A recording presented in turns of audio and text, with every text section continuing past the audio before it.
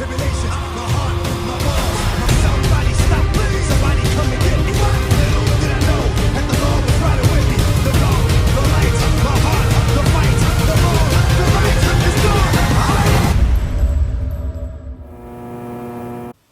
Hey, what's going on out there, YouTube family? This is Sammy Leg here representing Team JVS back here again for another movie review. This is a Amazon Studios / Blumhouse feature film. The name of this movie is called Black Box. Now, this was directed by Emmanuel Osi Kofer.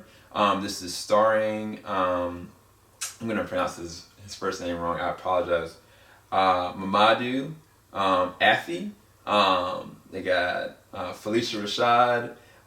They got Tosin, Murasafa, Amanda Christine, as well as a slew of other characters that I don't want to reveal, but specifically the main character's name is Nolan.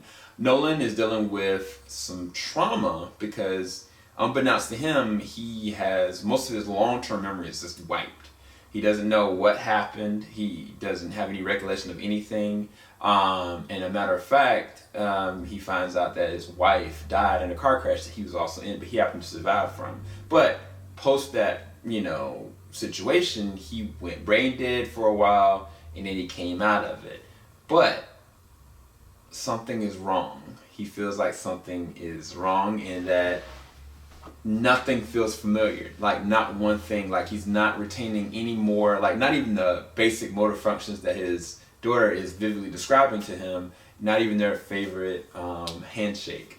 Now, this is the thing I'll say about this. I think that the uses of practical effects with this and just, flashbacks and, just natural. This isn't a CGI heavy film. Matter of fact, this is a very naturally progressed film that is based on character emotions and mannerisms and your imagination. The very opening of the movie, it was this heartfelt moment where he's having a memory of, his daughter, and the wife kind of comforting him to kind of embrace her delicately, and like all of it just kind of like flowing, and then all of a sudden just a flash forward to the reality he's actually in, where he doesn't know anything. He's got paper slips all over the place. His daughter knows more than he knows about himself.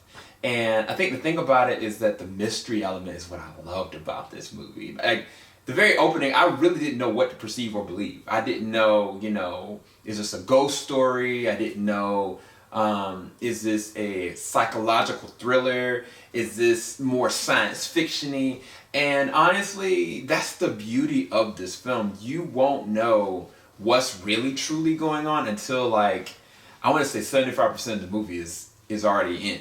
So you're going to be continuously guessing and understanding, and I think that's the beauty that I love about this film, is that I was consistently engaged, I was consistently in it. Now, as far as the visual effects, I think the visual effects were pretty well done. There is a couple different dream moments where the character Nolan is being chased down by this backwards, contortion-y like creature.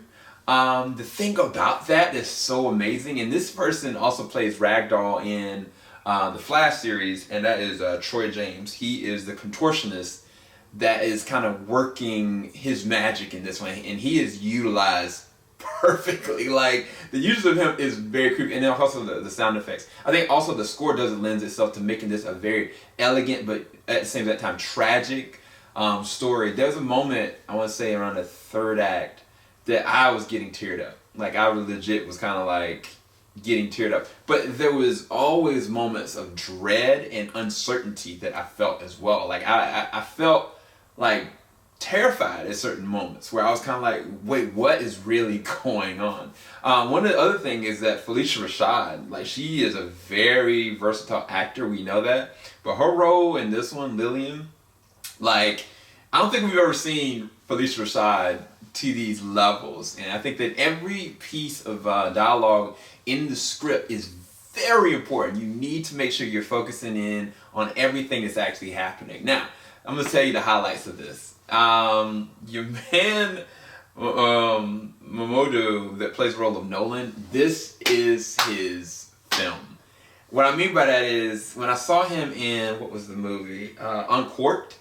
He had, like this geeky, nurturing, natural kind of flavor about him. That movie ran a little long. It wasn't to my taste necessarily, but I saw promise there. This is the movie that, to me, I was like, this is his. Like, he is owning every single scene. And the thing about it is that his emotions and the way that his mannerisms work is the only way that this movie can actually function. No matter how good, other actors are around him, no matter how well his character is built up, his emotion going back and forth with things that he thinks that he knows and things that he's uncertain of, and the things that happen to him with this black box, so to speak, is the movie. Like, he crushes it. And I'm going to tell you another gem in this. I think that her character actually stole the show, though, to be honest with you. This is Amanda Christine. Amanda Christine's Ava, oh, she is so good. Like, there are moments in the first act of this film that I was like, yo, who is this little girl and where has she been? Like, she is crushing scenes. Because the thing about it, she plays off of being